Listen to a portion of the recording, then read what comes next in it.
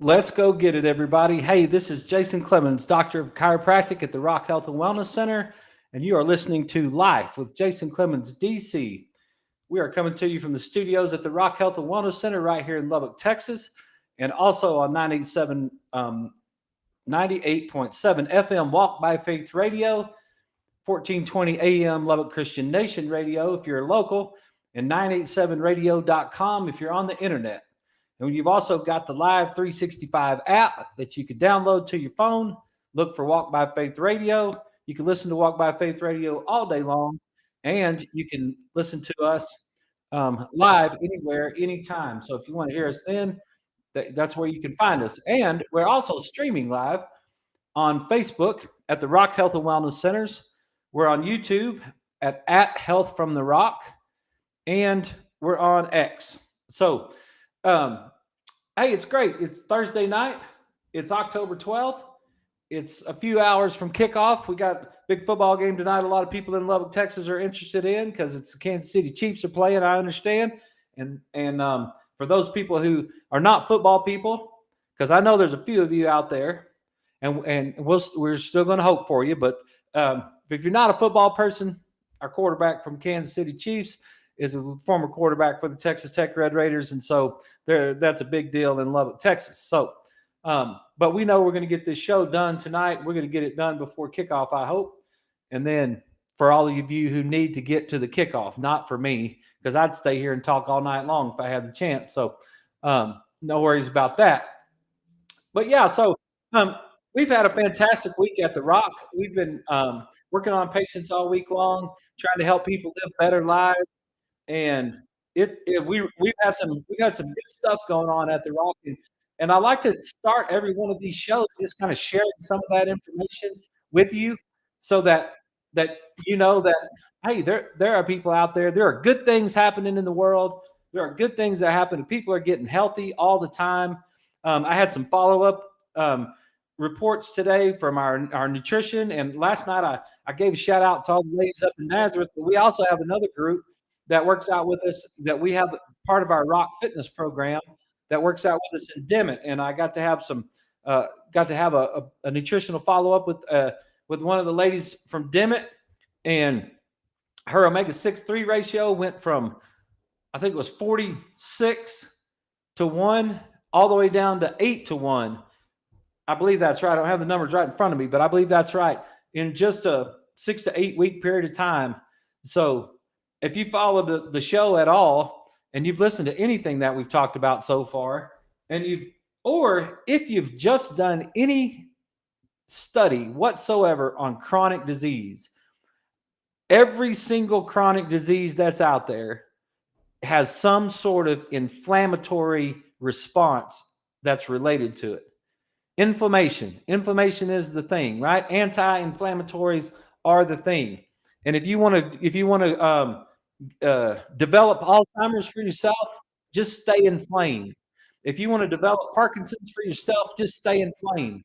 If you want to develop diabetes and cancer and liver disease and kidney disease and all of those chronic diseases that you shouldn't be getting in the first place, then inflammation is a part of it. Just keep yourself inflamed. Don't care anything about your omega-6-3 ratio. Don't care about taking your fish oil, and you'll just develop yourself right into it and all the misery that comes with it. So, but for those of you out there, which I know none of y'all that are listening to this show do that, but there are those. It's hard to believe, really, that there's people out there that don't take their fish oil. And I know that they're out there because I've asked several of them today, are you taking your fish oil? And they're like, no, I don't take fish oil. And I'm like, okay, well, do you know what your omega-6-3 ratio is? And do you know what your arachidonic to EPA ratio is? And they're like, no, never heard of it. And I'm like, okay, well, let me just tell you, you're most likely inflamed. So inflammation causes joint problems. Inflammation causes stiff muscles. Inflammation causes brain problems. Inflammation kills you. So one way that you can control your inflammation is to control your omega-6-3 ratio. You can get your 6s down and your 3s up. And the way you get your 3s up is to take your fish oil. So this girl that runs a ranch does farming. She's a hardworking West Texas girl. Actually, we did the report on FaceTime today, and she was in her truck on her ranch. She had to back up at one point out in the middle of nowhere because she lost signal, and we lost the signal to the call. I thought that was kind of funny, and but she was out there and she lost the signal to the call, and she had to back up to get the signal. And I thought, man, we're always talking about Lubbock being the center of the universe when it comes to health and wellness, right? And so we could even say that West Texas now is the center of the universe for health and wellness, because we got some health and wellness going on out there with some of the people that we're working with. So we're really proud of her work. We're really proud of her effort. And so just wanted to give her a shout out and say, good job. Keep it up. Keep up the good work. You're doing fantastic. And we really appreciate it. And that kind of reminds me, for those of you that are out there in those small towns across West Texas, or those small towns across America anywhere, and I guess we could probably set up a program outside of America. We haven't tried it yet, but if you're in a town and you want a workout group that puts things together, and you want to be able to help your community get better, and you'd like to join our program, then we'd love to have you. We'd love to start a program right there in your town. We'll get you to, if you want to coach it up, we'll supply all the workouts for you. We'll supply the training for you to teach that.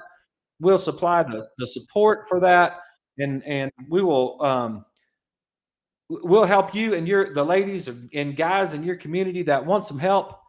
That's what we do. The Rock Fitness is not just for being right here in the office. The Rock Fitness also is it has branches in different places. So if you're out there and you're interested in that, and that's something that you want to do, give us a call or let us know, and we'd be glad to talk to you about it and set something up in your community, because your community can be the center of health and wellness in the universe if you want it to be. That's the cool thing about wellness. It doesn't matter where you're from. It doesn't matter how much money you have. It doesn't matter if you're black or white or Mexican or Chinese, or it doesn't make any difference, right? Wellness is for everybody. All of us have the opportunity to be well, and all of us have the opportunity to be in better health tomorrow than we are today.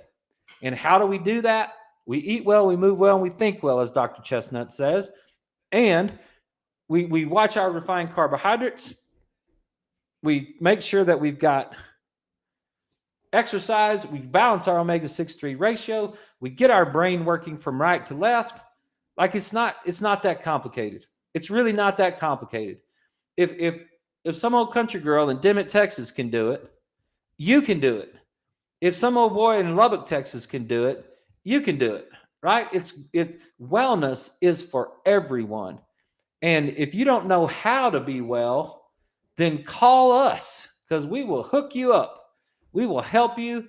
We will get you the resources you need. We will help you figure out a way for you to get well. So that's just something that we do. And I just wanted to mention that to anybody out there, because I don't think I've mentioned that on the show so far. And I just neglected to do that. It's not because I wasn't trying to keep it a secret. Sometimes people question my marketing program here at The Rock, because they come in and they're like, this is awesome, dude, what you're doing. I've never heard of you before. And that's what I learned listening from Grant Cardone. It's like, I'm sorry. This is my fault. That's part of the reason we're doing this show every night. Part of the reason we're doing this show is because if you haven't heard of me, I'm going to steal that line for him. If you haven't heard of me, it's my fault. I have let you down. And if you don't know what we're doing at The Rock, that's my fault. I have let you down. One thing my dad taught me when I was growing up about playing quarterback, because I played quarterback from the time I was 6 years old all the way to the time I was through college. And one of the things that Dad taught me growing up is that it's your responsibility to throw it and get it caught. He's like, don't be one of those quarterbacks that throws it, and then if the guy drops it, then you're griping that he dropped it. That's not the way it works. The way it works is that you're responsible for throwing it and getting it caught. And so I've tried to apply that to my life as I've gone through my life, and not make excuses when it didn't work out or things didn't go right, Instead, take responsibility for them not going right. And if you haven't met me yet, that's my fault. And I'm trying to take a book out of the Grant Cardone's or page out of Grant Cardone's book and follow his lead, right? It's like, okay, get out there and try to get people to know who you are so that you can help them live a better life, because otherwise you're just being selfish. And so that's what we're doing. That's what we're doing tonight. That's what we've been doing now for almost a month and a half. And it's going great.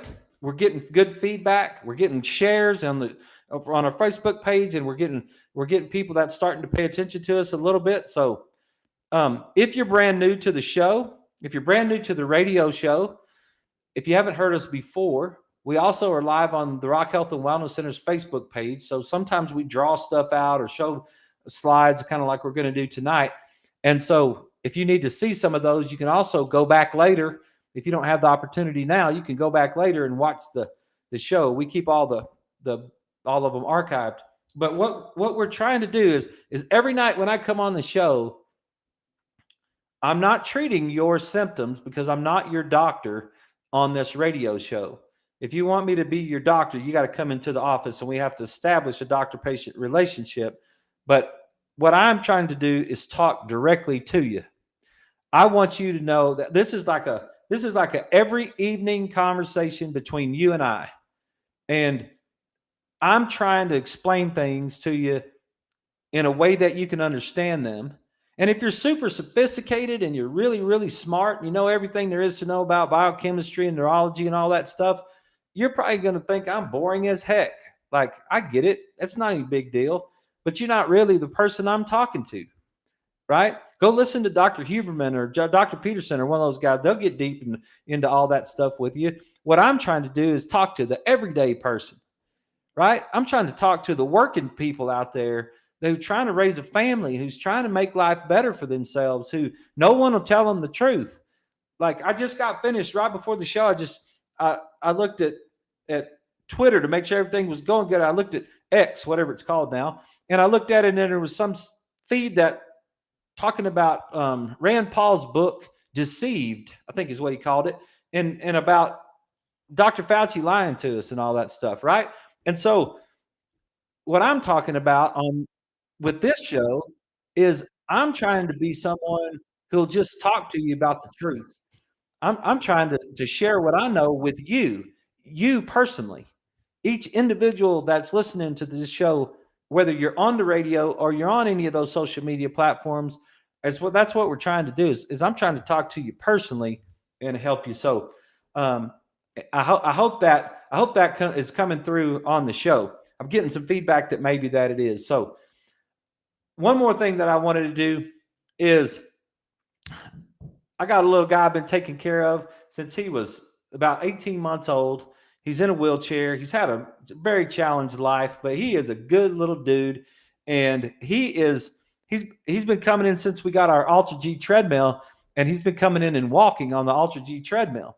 And we've got a video of him on our Facebook page. So if you go to the Rock Health and Wellness Center's Facebook page and just click on videos and scroll down there towards the bottom, it's probably the fourth or fifth one from the bottom. It's about 5 months ago is when that page was, when we did that video. You will see my man Grant walking on our Ultra G treadmill. And when you see him, I want you to know he got out of his wheelchair and got into that Ultra G treadmill and is walking. And he's walking, getting his feet moving, and it's the best thing we could do for Grant, right? We adjust him before he goes and gets on there. I sit in front of him and I work with his eyes, try to get his eyes to go up and to the left, try to get his head to turn. I try to get all those things happening neurologically. Today he spelled vibration for me. I put some vibration on. I got a tuning fork, and I put some vibration on his fingertips. And he was wanting to spell it, and I spelled it for him the first time, and then he spelled it the second time. It was really cute. He used about 15 letters. I think there was an X in there, and we had a couple of O's in there. There was an R somewhere, and a D at the end, he said. And then he said vibration, and I was like, good job. Good job, Grant. You're really smart. And he just pointed at his head and he was like, "Yep, I'm really smart." And I was like, "Good for you, dude." Like that's I mean, that's what it's all about to me. That is worth every moment of this day. To have Grant come in the office and get him adjusted and send him back there to walk on the treadmill. Because what are we trying to do with him? We're trying to help him live the absolute best life that he can live, right? Is it the best life that anybody on the planet can live? No, it's not. He's got a bunch of challenges. His brain doesn't function properly. He's fallen. He's had no muscle tone. He's fallen and broken his nose. I don't know how many times. I adjusted him today. I had to ask him, "Hey, did you get those staples out of your head?" He fell and hit the corner of the wall at his house. And and now his mom told me she said, well, now there's foam all over the corners of all the walls. And I was like, I was like, yeah, you just take it as you go, right? I mean, the kid's had a challenge. He's not gonna have a life like most of us have. He's not gonna have the opportunity to get on his feet and move his feet and run and play and do all those things.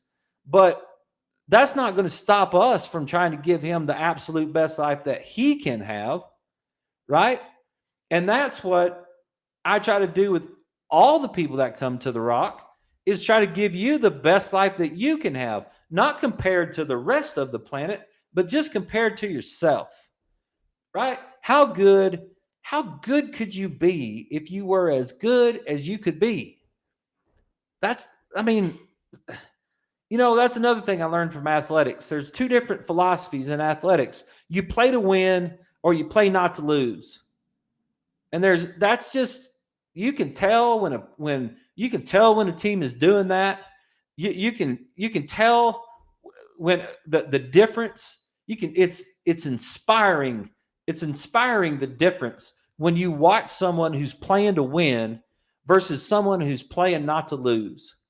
And man, I just there's been different times in my life that maybe I've done both of them, and maybe if I really analyzed it, maybe I'm doing those. I'm playing not to lose in some areas, and I'm playing to win in a lot of areas. But I'm telling you, with your health, I'm playing to win. I want you to have the most optimal life possible, and if you have the opportunity to get on your feet, and you have the opportunity to move and go and do the things, man, if you just watch Grant on that video, it will inspire you to step up your game. It'll inspire you to do better than you're doing today. I promise you. I promise you, just go watch Grant walk on that treadmill for a couple minutes and think about the struggles that boy has on a daily basis. And he doesn't even know it. He doesn't know he has struggles. He doesn't know how rough it is for him to get through the day, but he's fighting and he's got a great attitude and he's got a great smile and he's a good dude and he'll make you smile when you see him. So, um, if you got a minute, go back and watch that because it's really awesome. So I had a few questions today, and one of the questions that I want to get into in the show tonight is we. I had one of my patients that listened to the show that we did a few weeks ago, where we broke down the body keeps the score, and it was a really good show. It was a book review, and it's Bessel van der Kolk that wrote that book, and he's an MD, and we got into in the body keeps the score. We got into what happens when a person has trauma in their life.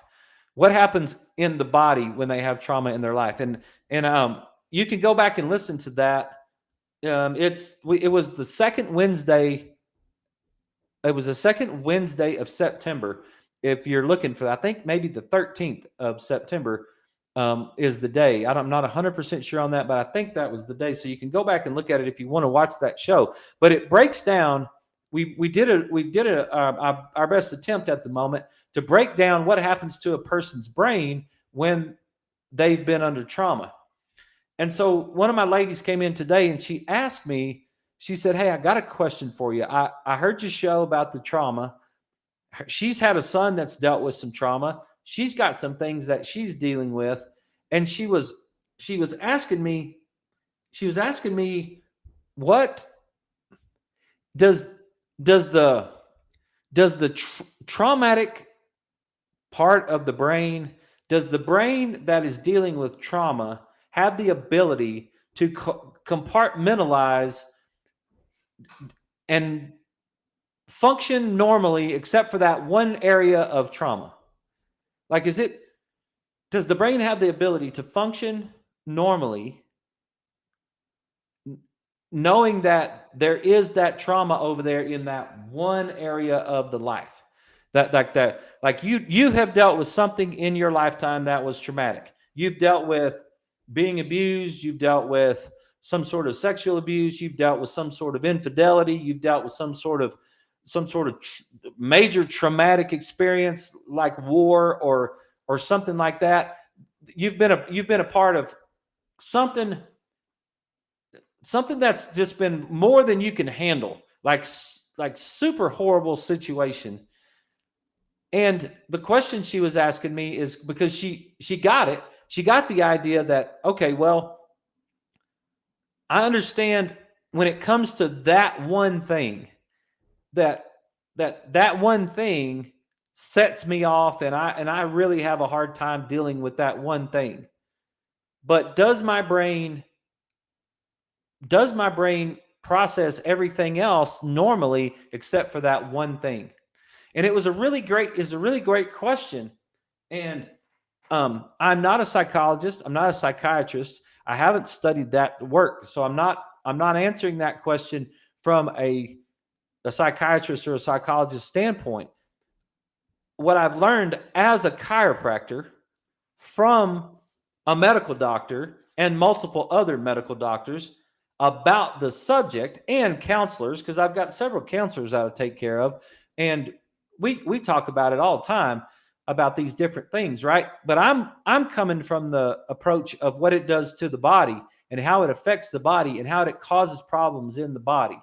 Because what I'm trying to do is keep your body functioning as optimally as possible. I'm trying to get your body to function well, and I need to know all the different ways that your body could get interfered with. I've got to know all of those things so that I can try to figure out what is bothering you. Right? You follow me on that? So it was hang on one second. If you're on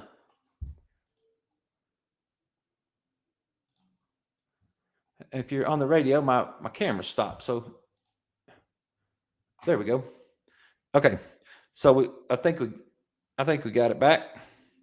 Apologize for that. You guys are out there and all of a sudden we disappeared. Now we're back. Okay. So I wanted, and then I had another patient after that first lady. I had another patient that came in and she asked me, what is my opinion on meditation? She's like, what do you think about meditation? And I was like, I'm pro. And I tried to explain that to her just a little bit.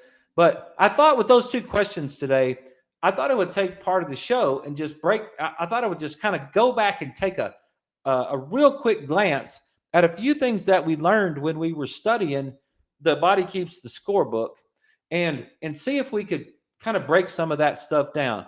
And so one of the things that we can start off with is to understand the brain that you had on the day you were born, right? The brain that you had on the day you were born is considered the reptilian brain. And I know I don't like the name of it, but that's what it's called, right? It's the brain stem, and it's everything a baby can do. And we adjusted two of them in here today because two of our pregnant moms had their babies. One of them will be 4 weeks old tomorrow, and the other one I think is less than 2 weeks old. She's having a little spitting up problem. So mom brought her in, get her adjusted, see if we can get that solved, right? So I've had those two babies. So that were in the office today. And if you think about it, what is the brain capacity of those babies on the day that they're born, right? There's not a lot of developed brain function that's going on, right? It's really kind of primitive. It's very simple. They They can eat, they can poop, they can cry, they can kind of flail their limbs around in different manner.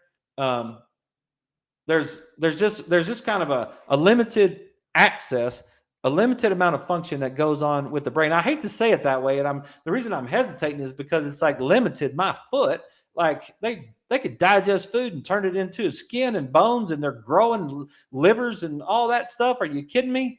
Like it's limited in relativeness to themselves.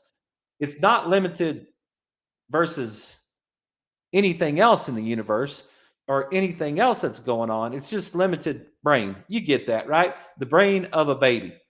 And that's what's considered the reptilian brain. And then the over the next few years after the baby's born, their brain is going to start to get shaped in response to their experiences. And that's where they get this sentence that neurons that fire together wire together, right? You may have heard that. And that's what's the development of that part of our brain we call our limbic system. And that's the emotional part. So if you take the mammalian brain, that limbic system is considered that mammalian brain, and you take that reptilian brain, you put them together, that's called your emotional brain. So just think of basically like a 12-year-old and under. That's kind of what you're dealing with right there, right? We're about to take a break on the radio. We'll be back in just a minute, and we'll get back into this idea of how your brain functions.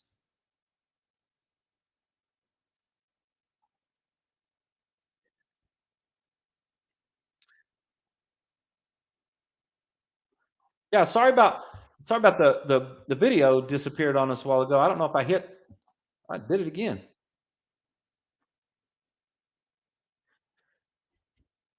Something's going on and it keeps disappearing right there, but I hope you're sticking with me on that.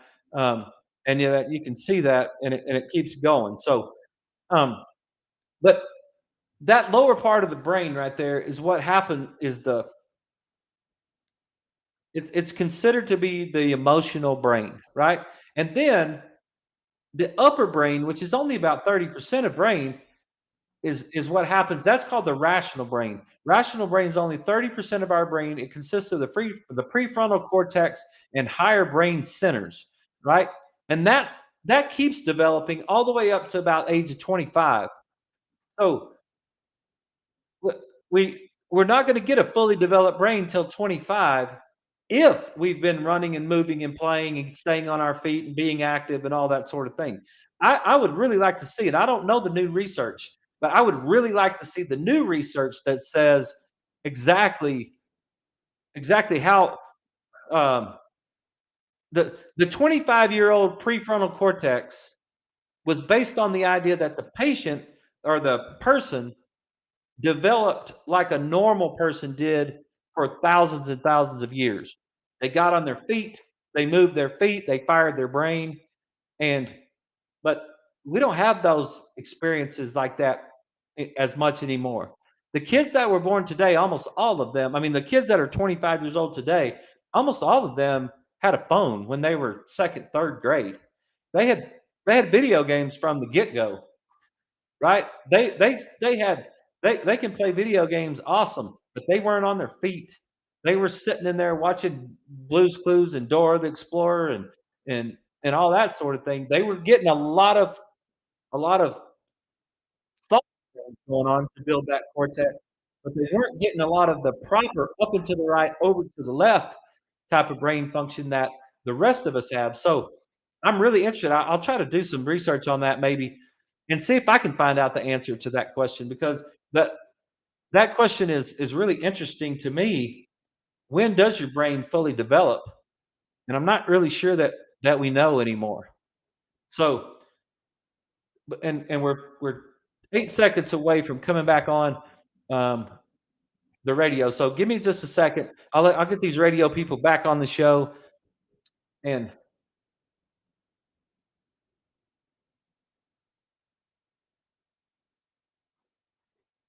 okay, everybody, we're back. We're talking about the brain. We're talking about the two things that I got asked today. And the number one thing was if have a trauma, if I've gone through a trauma and my brain is dealing with a trauma, will it just deal with the trauma? Let's just say there's just this one event, and that one event is the traumatic event, does it act rationally for the rest of the time and just act traumatized when it has to do with that one event? And what I'm going to present for consideration based on what I know or what I have been taught from reading these books and my interpretation of reading these books is that that's not how it works. You don't be rational in 90% of your life and then just be completely bottom up irrational in the other part of your life. I don't think that's the way it works. I think the way it works is that your brain has to work around the trauma. And let me kind of explain that in case you didn't watch that other show. And if you did watch it, it's always great to go over it one more time. But it's so the bottom part of your brain, the brain stem, the lower portions of the brain is considered to be the emotional centers of the brain. It's the emotional brain, right? Then as you move through your teenage years, you get into your 20s, you get into your mid 20s, now you've developed that upper rational brain. So just understand those two parts right quick, and so that you can kind of understand it, right? And so if you're watching this on Facebook, you can see these slides and you can kind of see what we're doing right there. But so we remember we talked about up and to the right and over to the left, right? And so the right side brain deals with the unknown world and the threat and the sympathetic nervous system. It has an affinity for adrenaline.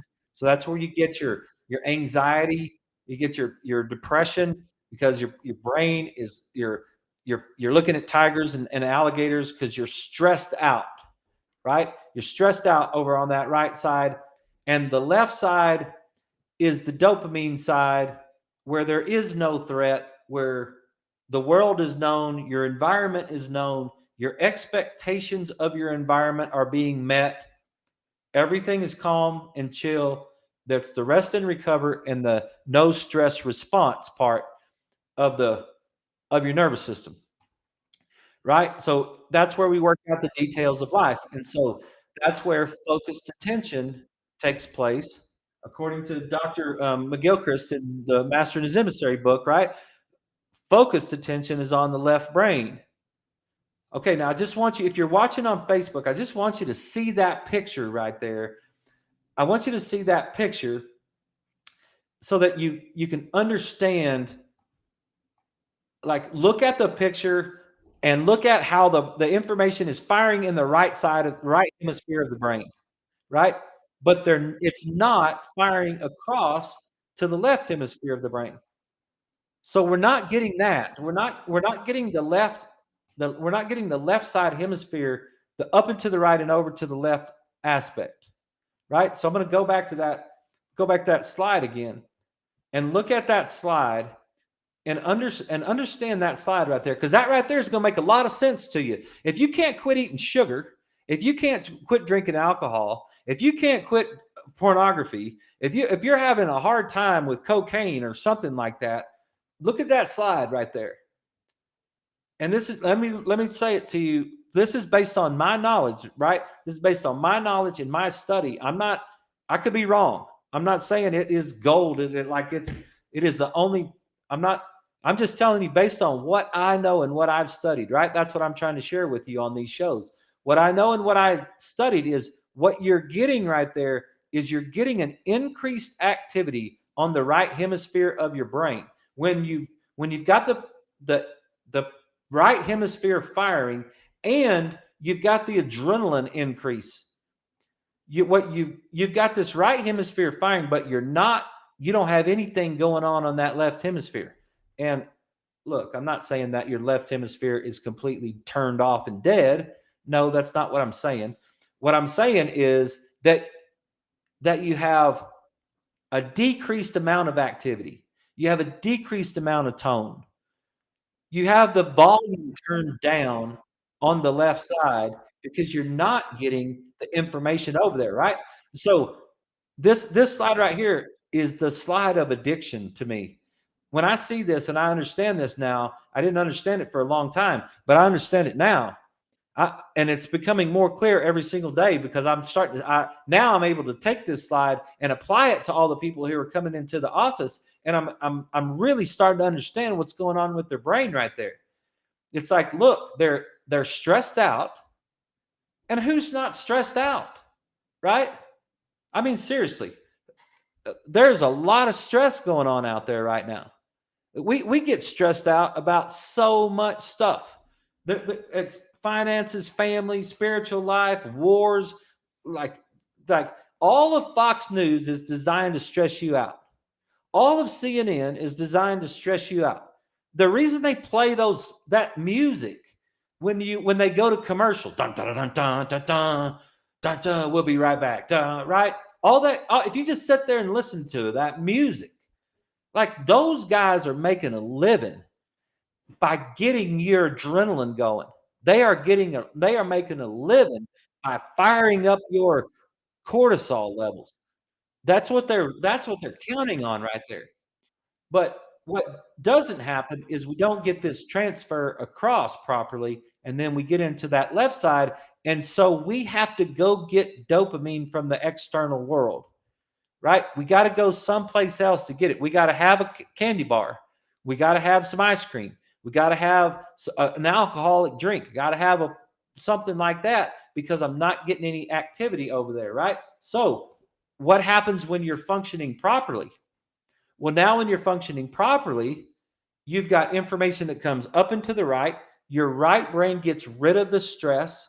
Your right brain says to itself, there are no tigers or alligators in the room.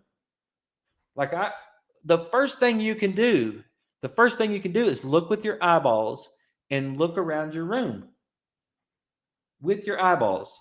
If you will just look around and ask yourself, is there a tiger in this room? Your eyeballs, which is part of your brain, will fire into your brain and tell you there's no tigers in here. And as soon as that happens, it kicks it to the left. Then the upper brain shuts off the lower brain.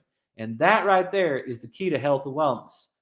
That's what's got to happen. If you want to be well, you got to get that to happen. That's what I believe. I believe that's a true statement, and I'll stick to it until someone proves me wrong. But that right there has got to happen in order for you to be well. And if that doesn't happen, you are not going to be well. Okay. So, but let's talk about, and let's get into just a little bit more specifically about what happens from that standpoint about how that brain fires in that mechanism. And what it does specifically is it comes into that mix master that's in the middle of your brain right there, and it sends that information down to the lower part of the brain called the amygdala, and that amygdala immediately kicks in your stress response. So it fires to the spinal cord. There's some tracks in the spinal cord that fire into the spinal cord, and then that input, it comes into the thalamus. The thalamus sends the input to the amygdala and to the cortex. But you're going to get a stress response first because the distance from the thalamus to the amygdala is a shorter distance than the distance from the thalamus to the cortex. And so you get an initial phase of stress. And then the next thing that happens is in the normal response is that the upper right cortex realizes there's no threat in here, and it sends a signal down to the amygdala on the right side to turn down that amygdala, to dampen that amygdala, to tell it to calm itself down, and then it sends the signal over to the left, and that's your normal response. And that's what you're looking for. That's what we're looking for. That's what normal is, right? So my lady asked me about meditation. Do you believe in meditation? Okay, if you're looking at this slide and I know if you're on the radio, it's hard to listen to the slide, so go back later. What I'm talking about is top-down control. This is top-down control. This is the cortex getting the information, and then the top brain, the rational brain, The brain that says, Jason, chill, man. There's nothing in here. There's no tigers in here. You're fine. Just chill. That upper 30% prefrontal cortex, medial prefrontal cortex, all those parts of the brain that are up there in that rational brain, they dampen the lower brain, right? That is called top-down control. From when the upper brain dampens the lower brain, that's top-down control, and that's the normal response. And that's the response that we're looking for for things to be normal. But let's pretend for a second. Let's pretend for a second to answer the first lady's question. What happens when you have a traumatic experience? When one of those things that you have defined as traumatic, that's why I'm a big believer in definitions. I had one of my ladies come in today, and she was in acute pain, and it was really, really painful, and her low back and sacrum was all jacked up, and she'd been dealing with it for a couple of days, and it was a lot of pain. It hurt a lot. I could tell it hurt a lot. And she said, "This is not fun." And I said, "Well, maybe you just change your definition of fun." Right? It's like, I know that's stupid. I know that's like, Jason, shut up, man. It hurts. I don't disagree that it hurts. I 100% agree that it hurts. But how you define that moment is part of how your brain processes that moment. So when one person has something happen to them that they have defined as traumatic, and one person has something that happens to them that they haven't defined as traumatic, like your wife cheating on you, or your spouse, let's say spouse, your husband or your wife cheats on you, right? For some people, that would be very traumatic because their whole world is built on that trust, and their whole world is built on the idea that could never happen. And that would be really, really traumatic to one person, and that would just set them off into this response. But to someone else, they might be, well, they're human beings. It happens. I get it. Like, I understand. I'm not all that fabulous of a dude anyway. I could totally get it if she cheated on me. I don't do anything right. Whatever. Right? That you see what I'm saying? It's the same exact event, but that same event has two different definitions. And the two different definitions has two different brain activities that go with it. And those two different brain activities lead to different physiology in the body, physiological reactions in the body. And that's kind of what I'm talking about right there. So this is what happens. This is what happens when the event is so traumatic that signal going from the thalamus to the amygdala right there in that lower right brain is so traumatic that it will shut off. It will send a signal up, and it will shut off that cortex on that right side, trying to shut off the amygdala. So you've got a top-down approach that's trying to happen, and it's being blocked from bottom up. Okay, that's trauma. That's the neurological, in beautiful little elementary school colors and a very simple brain model picture. That's how trauma works. The trauma came into the brain. It was processed so strongly by the amygdala that the amygdala shut off the cortex from it, blocked it, sent the signal up, blocked it, and now the amygdala is in charge. And it's a mess because that right hemisphere is not going to let you move forward in life. It's not going to let you move forward in life if it hasn't gotten rid of the threat. So what it's going to do is it's just going to build your life around the threat. And that was a question that I had asked to me today. Is this compartmentalized? Like, let's say I go to work and now it's just my spouse that's caused my problem.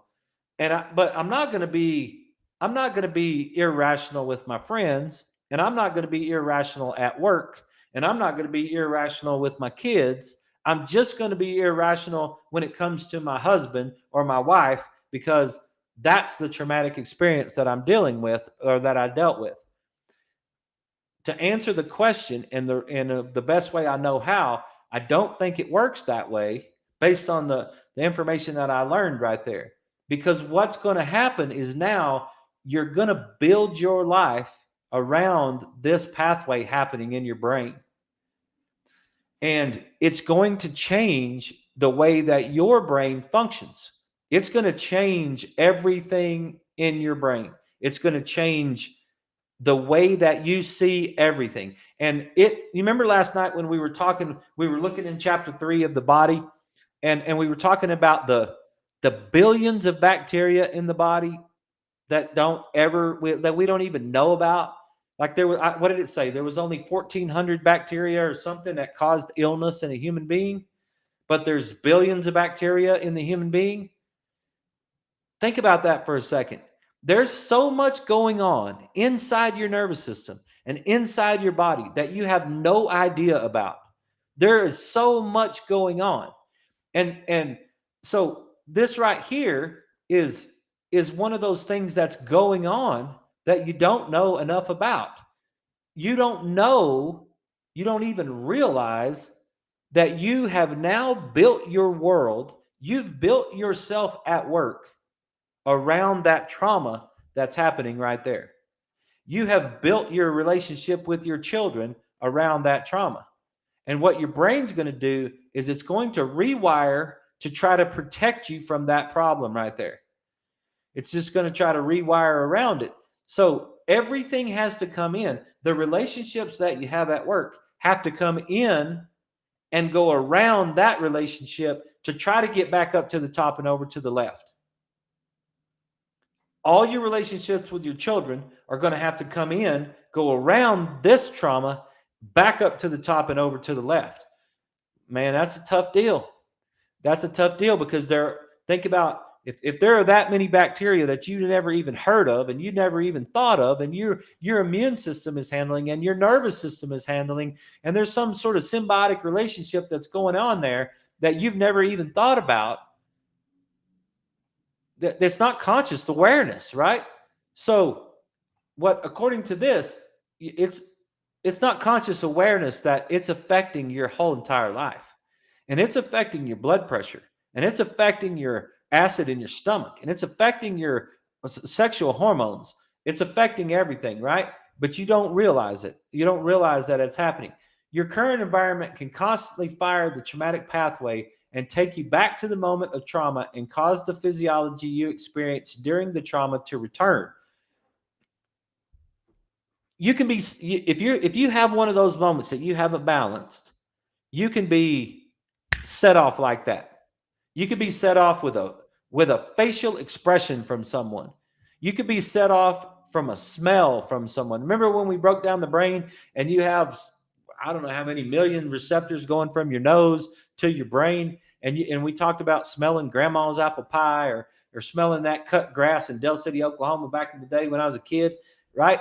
Every time I smell cut grass, I go right back to Del City, Oklahoma. Or every time you smell certain cookies or something, you're like, think of your grandma or whatever, right? You don't have any idea how many of those things are happening to you on a daily basis. You don't realize how much of your world is being influenced by your build around that's happening right there in your brain. And your relationship in your office with your coworkers has to go around that trauma according to what I've learned. They traumatized people have a tendency to superimpose their trauma on everything around them. They will go through everything. It's just not, you're just not going to be able to get around it. And that is one of the things that I'm trying to work on every day, because I keep saying it. I know it. I know what I'm trying to say, but I don't necessarily know how to verbalize what I'm trying to say. Because what I'm saying is, how good could you be if you were as good as you could be? Like, I'm not saying that to be some sort of like weirdo. Like I'm not trying to say that because I'm trying to like like paint some rose-colored glasses picture of the earth. Right?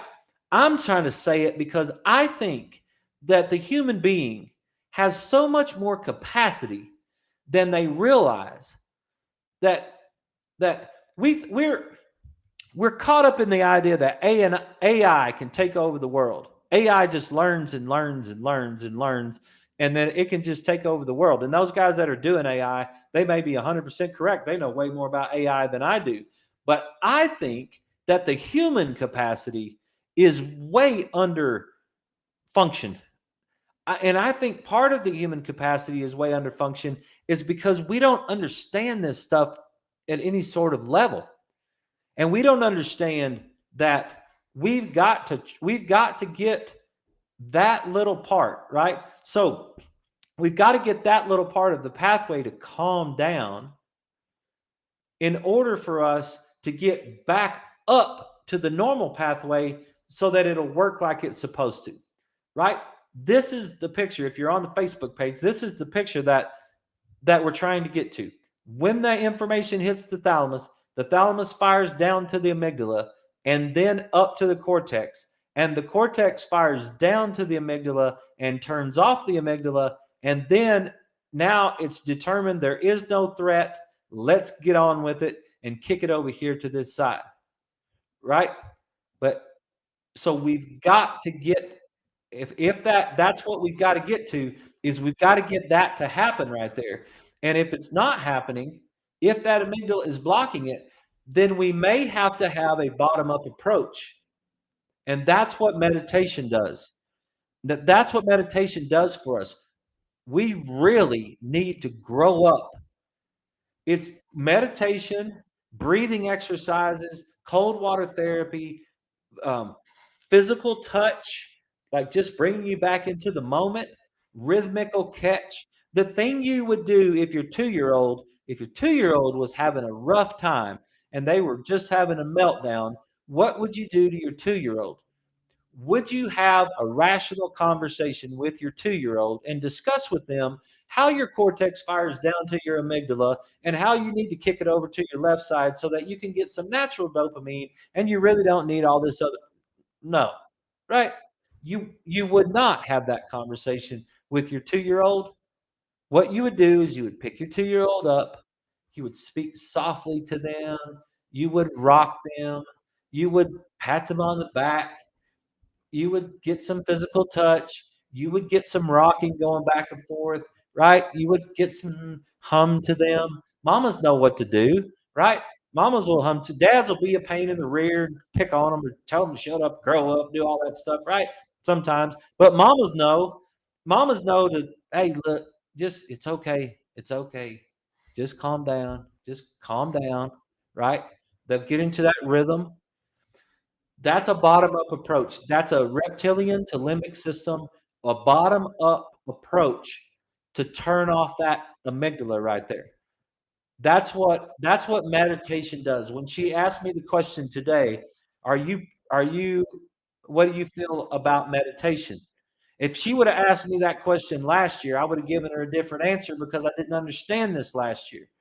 And that's what these books did to me. That like it's like I finally read enough of them and got enough depth of understanding that I was able. Now I get it. Like it's like, look, meditation isn't some California dope smoking like hippie thing that we all should do kumbaya or whatever and sit there and just do meditation. That's that that may work and that may be meditation, but that's not how it's neurologically working for us, right? Sometimes we got to get calm. We got to get calmed down. We got to get calmed down and get into a little bit of a rhythm. Get some just get it to calm down for a minute. Let's reevaluate. And one of the things that I wanted to make sure that the lady knew that asked me the question was to make sure that she understood that if that is still going on, it's not in the past.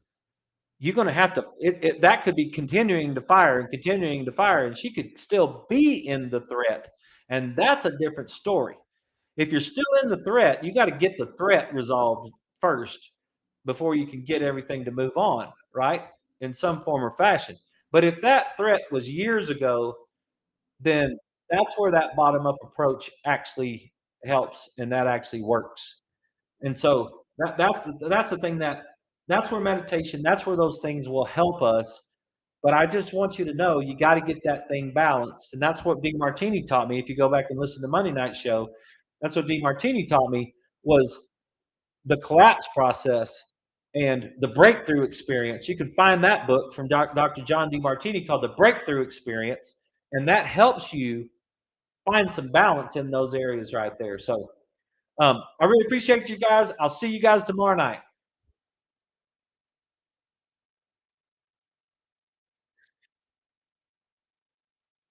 And for you guys on the, I hope that was good for you guys that are on the Facebook page. I hope that made sense to you. If it doesn't make sense to you, then send me a text or let me know. Or if there's some part of it that you would make more sense to you, that would help you in some form or fashion, let me know on that, because I know that might take a few times to kind of get through. And if you're the one that asked me the question today about that, I hope you can kind of see where that kind of where that it changes everything. And according to the books that I've studied, it changes everything. And we got to we got to get it. It doesn't mean that it's always going to be there. It doesn't mean that it's that you're broken. It doesn't mean that you can't solve that problem. You just simply have to solve this overpowering stimulus to the amygdala. You have to solve the overpowering stimulus to the amygdala to get the amygdala to quit stopping the signal that's coming down. And you're not going to talk yourself through that. That's not going to be a rational response. You're not going to have a rational conversation about that and work through that. That's going to be something that has to come from bottom up. And that's where those people like EMDR and those type of things that can help with that. That's what that's all about. It's not hooey. It's not a bunch of voodoo. It's not a bunch of crazy stuff. It's not for all you guys out there that have kids that are traumatized or wives that are traumatized or something. That I'm talking about true traumatized. I'm not talking about overreactive stuff. That's hard to know which is which. But the difference, that's what I'm talking about right there. And you've got to know if there's a trauma right there, their brain's rewiring and they need some bottom up approach.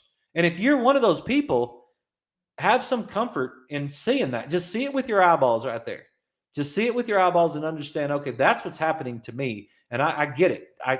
Okay. I need that. I need the meditation.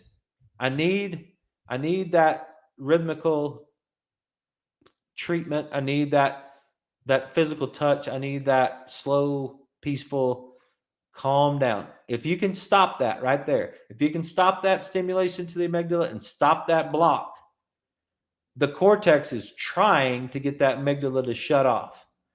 And so if you can get that to calm down in your trauma, what you'll find out is that you can make that stop and then you can get on with your life. So I hope that was helpful. And if it wasn't, let me know and we'll work on it some more. So you guys have a great night.